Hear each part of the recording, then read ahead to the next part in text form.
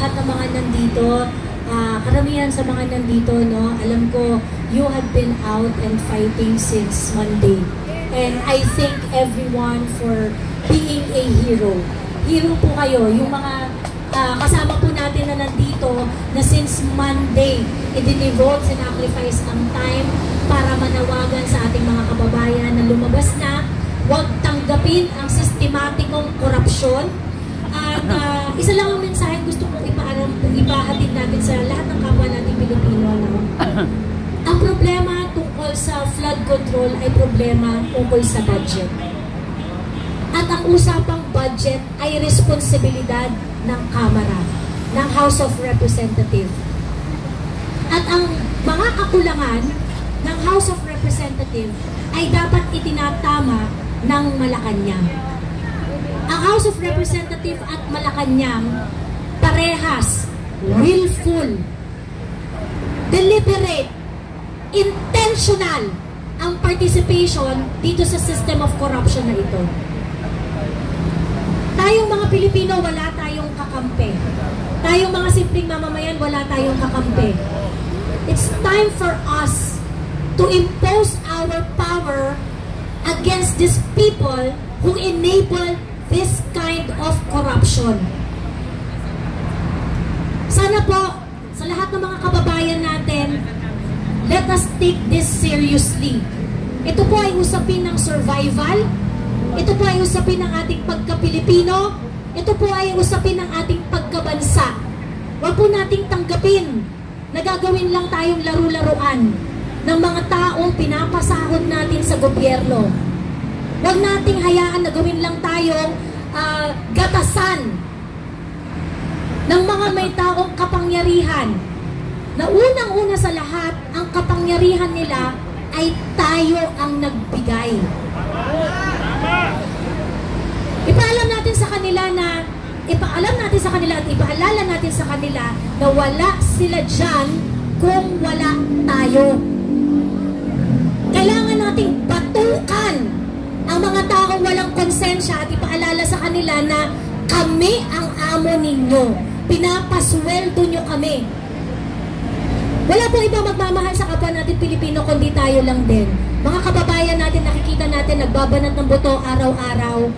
Pagkatapos, makikita natin itong mga politikong corrupt na ito, hindi pa makontento doon sa luxury cars nila, hindi pa makontento doon sa mga binibigay nila na karangyaan sa mga kabit nila, at yung mga anak nila na walang pakialam sa paghihirap ng sambayan ng Pilipino, sinasalsal pa sa pagmumuka ng ating mga kababayan kung gaano sila nagpapakasasa sa mga perang pinaghirapan natin. Hindi dapat natin ito tanggapin. Lahat po tayo, lahat po ng mga nanonood ngayong gabi sa iba't ibang street na nandito at lahat ng mga kasama natin na nandito sa Camp Aguinaldo. Magkaisa po tayo, manindigan, ipaglaban po natin ang kinabukasan natin. Oras na po para maging matapang, oras na po para kumilos, oras na para ipaglaban natin ang ating pagkabansa at ang ating pagka-Pilipino. Isa lang ang sigaw natin, no? Ang mga tao na nasa kapangyarihan, mga tao dyan sa Malacanang, sa House of Representatives, hindi kami titigil hanggat walang accountability. Hindi kami titigil hanggat walang nakukulong. Hindi kami titigil hanggat hindi nyo sinusoli ang mga perang pinaghirapan namin. Ang kakapal ng mukha ninyo. Magsilbi kayo sa mga Pilipino. Isisigaw natin to at walang titigil hanggat walang nagbabago. Yun lamang po at magandang gabi po sa inyong lahat. Maraming salamat po. So, ang susunod po nating pakinggan ay si kapatid na Paulo. Hello! Wala ba tayong mga kamay dyan? Gising pa ba kayo? Grabe! First and foremost, maayong gabi sa inyong tanan. Sa lahat po ng mga Tagalog, maayong gabi sa inyong tanan. I'll make this short and simple. When I heard that you guys are here, how can we not support you guys? How can we not? When we arrived, you and I arrived earlier, tapos nalaman namin nandito kayo, we decided to go and visit and to support you guys because you deserve the support. You deserve the support because ako mismo, nakikita nyo naman kami ni Tio, di ba? Halos araw-araw hindi kami tumitigil. Because this is not the Philippines I want my children to see in the future. Diba? This is not the Philippines I envision, no? So it's about time that we stand. Kung kami nga na taga Mindanao pa, taga Davao, na andito ngayon to support, sana ho kayo mga nanunood, pumunta kayo dito at sumuporta. Because it's about time. Really. Huwag na natin antayin pa na kung ilang pesos pa ang mawala. Ilang pang buhay. Alam mo, I'm a very, very passionate person, no, when it comes to House of Hope. Alam niyo yung House of Hope, di ba? Nakikita niyo sa mga posts ko, yung aking advocacy. Imagine these children, as young as 4 years old, battling cancer. Mas sila ang kailangan ng tulong, mas kailangan ng funding. Hindi ba lang nila matulungan? Yung mga magnanakaw dyan? Grabe. So, I hope this is now the time to support and open your eyes. Come and join this cause. Maayong gabi sa inyong tanan. Maraming salamat po sa napagandang mensahe. Maikli man, subalit napakalalim ng makahulugan. So ngayon naman po, pakinggan po natin ang boses din ng ating kapatid Teo Moreno. Good evening, everyone. First and foremost, I'd like to say thank you to all of you guys na nandito ngayon. Kanina, sinabihan ko si Pao na gusto ko umiyak dahil nakikita ko yung passion sa inyo ba na nakikipaglaban talaga kayo, nakikibaka para sa bayan, para sa Diyos at sa bawat pamilyang Pilipino. So, sa mga viewers natin ngayon at sa mga tao na nandito ngayon, an ordinary Filipino worker earns 500 more or less bawat araw. Ang kilo ng bigas, 60 more or less. So, 500 minus 60, 440 na lang. Pamasahe, 100. 340 na lang. Ulam, 200, 140 na lang. 140 ang natitira sa isang pamilya. Ang 140 na yan, hindi yan kasya, hindi yan enough. Hindi yan enough para buhayin ang 3 anak na nag-aaral everyday or kung nagre-rent ka dahil wala kang sariling bahay. And alam nyo ba, sa mga viewers na nanonood ngayon, na kung ang ordinaryong Filipino na 8 to 10 hours nagtatrabaho araw-araw ay nag-earn lamang ng 500 more or less in a day, ang mga politiko po natin nag-earn ng millions a day.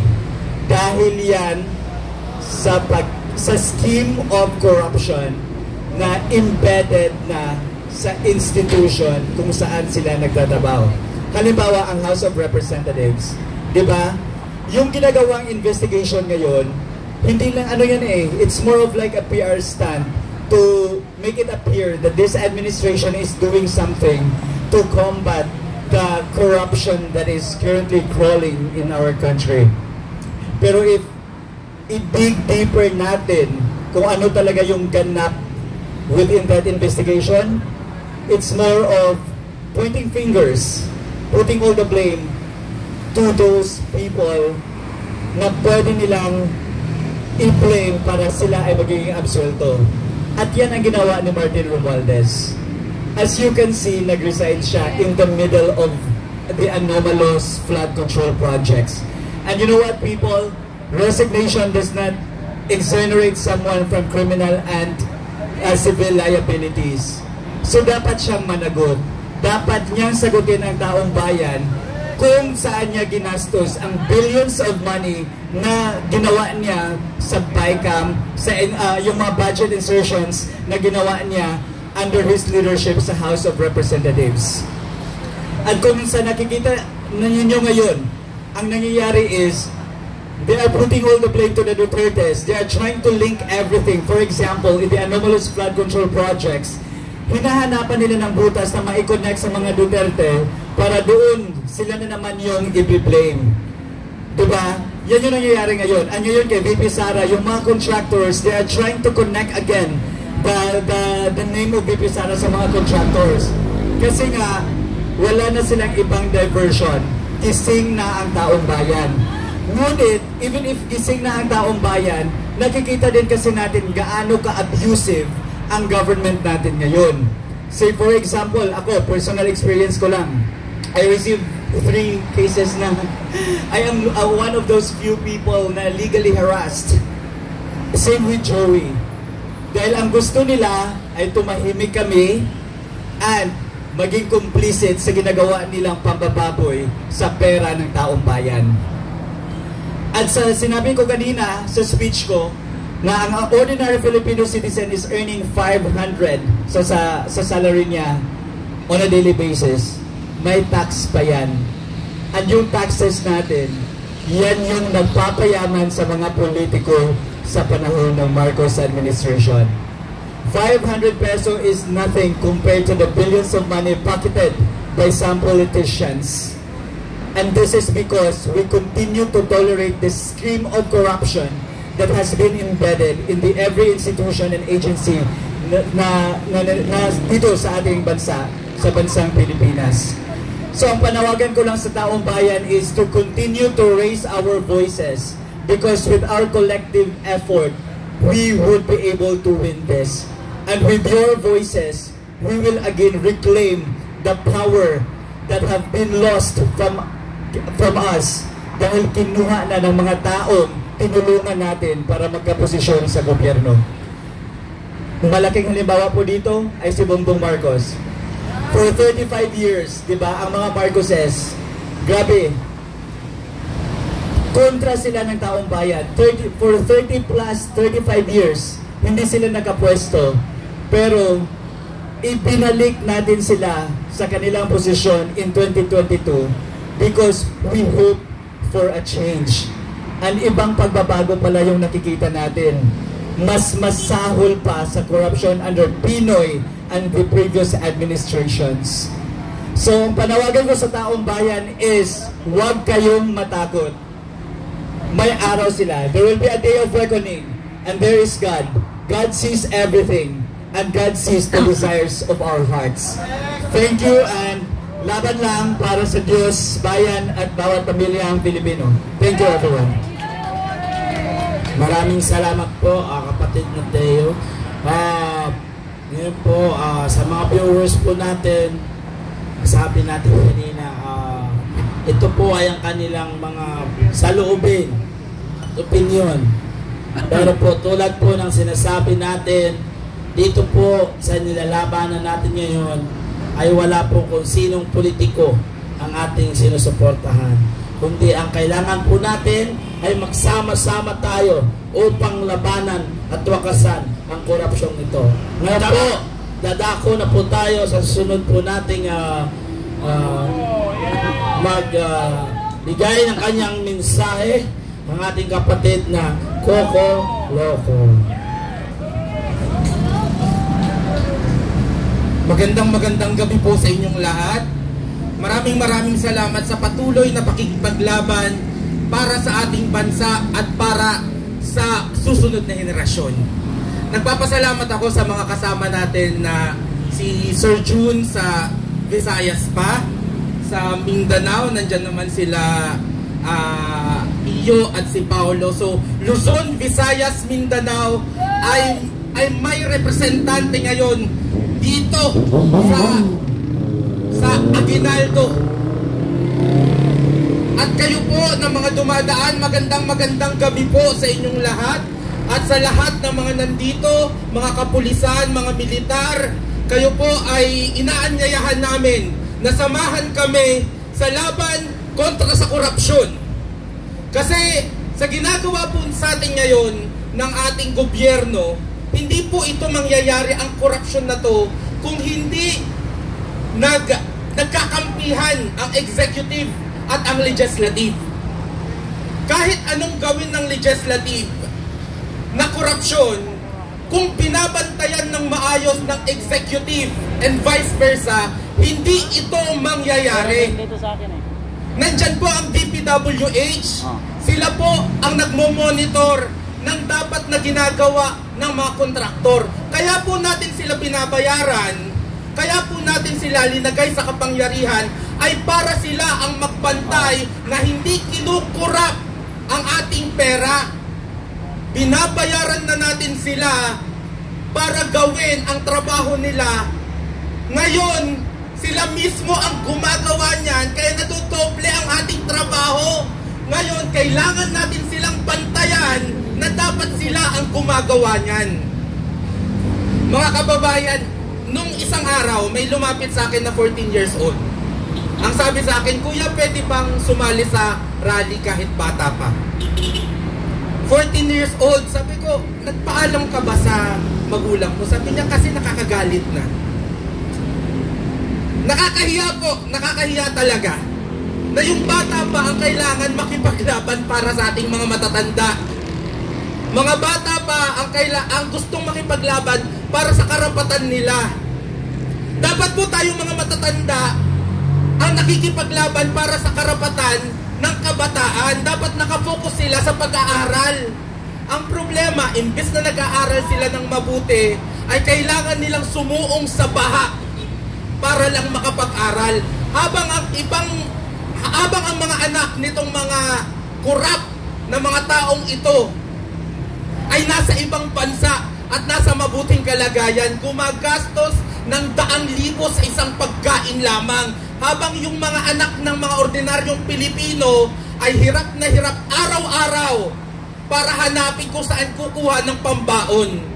Ang mga anak, mga apo nyo po ang ninanakawan dito. Hindi pa man sila nakakatapos ng pag-aaral, ay lubog na sila sa utang, lubog pa sila sa baha. Mga kababayan, samahan po natin ang mga tao na nandito ngayon, na araw-araw ay nakikipaglaban para sa atin. Ang mga bansa po na nakita natin na nanalo sa laban sa korupsyon, Indonesia, Cambodia, South Korea, hindi po sila niligtas ng ibang bansa. Ang taga-Cambodia ang nagligtas po sa kanila laban sa korupsyon ay sila rin. Ganon din ang mga taga-Indonesia, ganon din ang mga taga-South Korea. Tayo din po ang magliligtas sa atin. Kung hindi natin to gagawin ngayon, kung hindi tayo tatayo para labanan ang korupsyon, sino ang tatayo para sa atin? Sino ang tatayo para sa susunod na henerasyon? Ito po ay hamon sa ating ngayon. Habang ang mga bayani natin dati ay napagtagumpayan nila yung kanilang mga hamon, ito po ang hamon sa atin. Naintindihan ko yung iba hindi makatigil sa pagtatrabaho. Magtrabaho lang po kayo kasi marami pa po tayong papakaining mga anak ng politiko. Diba? Marami pa tayong ipapatayo na mga bahay ng politiko. Marami pa tayong bibilhin na mga sasakyan nila. Pero kung ayaw nyo nang magtrabaho para sa kanila, kasi ang nangyayari, sila dapat ang public servant eh. Sila dapat ang nagtatrabaho para sa atin. Pero ang nangyayari, para silang mga hari at reyna na sila na ang nakikinabang sa buwis natin, sila pa ang may kapangyarihan para kurapin tayo. Mga kababayan, kung hindi tayo tatayo, kung hindi tayo lalaban ngayon, kailan? Kapag ubos na ang pera ng bansa? Kailan? Kapag kumakain na ng lupa yung mga anak nyo? Mga kababayan, Kung hindi natin haharapin ng nakatayo ang laban natin ngayon, ang susunod na henerasyon ang magsasuffer. So ngayon, maraming salamat po ulit sa inyong lahat. At sana'y ituloy-tuloy natin ang laban hanggat walang nananagot, hanggat walang napaparusahan. Tatayo tayo at lalaban. Maraming salamat po.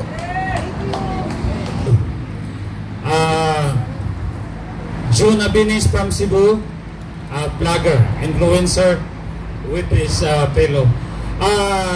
Kanina, nagsalita ko, but it's different kung makikita mo yung mga kasamahan mo na naharas. Ang pagsasalita ng katotohanan sa panahon ngayon, para sa mga kriminal, natatakot sila.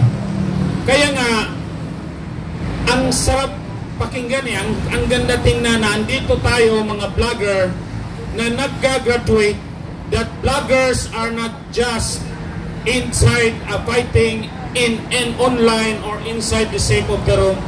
We were being harassed, we were being raided, we were being sued, we were being intimidated, pero hindi po kami umatras. At ngayon, nag-graduate na tayo, mas marami tayo ngayon na hindi lang nagbablog. Andito tayo sa lansangan. Andito tayo sa mismong harap ng Camp Aguinaldo. Ang mismong pinakamalaking kampo ng mga sundalo natin na ginagamit ng gobyerno natin para tayo takutin. Sa harapan natin ang Camp Crame. Sa likuran dito, Camp Aguinaldo. Ang pulis at sundalo, sila po ang magpoprotekta ayon sa ating konstitusyon. Ang nasa konstitusyon, ang gumawa nun, tayo pong mga Pilipino. Hindi mga kongresista, hindi senador ang gumawa ng konstitusyon, kundi tayong mga Pilipino. Kung maalala pa natin, ang 1986 o 1987 konstitusyon was a result of a revolutionary government dahil pinasipa na po ang isa sa pinakakurakot na Marcos Sr. dahil pinagsamantalahan sa loob ng 2 dekada ang mga Pilipino. Subalit, nangyari na, nabodol na tayo. Iba na ang teknolohiya ngayon. Meron na tayong mga cellphone, pwede na tayong mag-usap anytime, anywhere in the world. Bakit di natin kayang magtipon-tipon? Bakit di natin kayang magkaisa kung meron tayong technology? Nagawa na po nating sipain ang ama na kawatan na Ferdinand Marcos. Bakit ngayon meron na tayong teknolohiya, meron pa tayong overwhelming support ng mga OFW, bakit di natin kaya? Bakit ngayon meron na tayong mga retired generals, colonels, captains, lieutenants, men in uniform, and even our active policemen and military men already hinted they will side with the people because the evidence of theft, the evidence of criminality is overwhelming. Bumaba na sa pwesto si Tambaloslos. Kumbaga, nakakita ka na ng magnanakaw. Naghakot ng pera. Anong gagawin natin? Titingnan lang natin? It is the signal, it is the hint that they are guilty. Tumakbo na si Saldico. Bumaba na si Martin Romualdez. Nagsalita na ang mga retired military, nag-hint na ang mga police, active police officers, active military men that they will side with the people. Ano ang inantay natin? Kunting push na lang. Ipakita natin na ang mga Pilipino nagkaisa at galit na galit sa mga kriminal at magnanakaw na nasa Malacanang, nasa HOR at nasa Senate. Kaya ang sigaw natin, Marcos Romualdez kawatan! Marcos Romualdez, kawatan! Marcos Romualdez, kawatan! Bumaba ka, Marcos! Mag-resign ka! Dahil nagkaisa na kami, we are just tip of the iceberg. We will kick you out legally or illegally because we, the Filipino people, including the military and the armed forces, nakita namin na ang totoong kriminal at magnanakaw ay kayo. Huwag na tayong matakot sa legality. Alam na natin sino ang mananakaw at galit na ang buong bayan. If the will of the people will be followed, hindi na sila tatagal na ang araw dyan. Aabanti tayo, sisipain natin ang Marcos Romualdez na kawatan. Marcos Romualdez, kawatan! Marcos Romualdez, kawatan! Sila po ang kalaban ng mga Pilipino. Mga mahal naming pulis, mga mahal naming sundalo, sila dapat ang ating parusahan. Maraming salamat.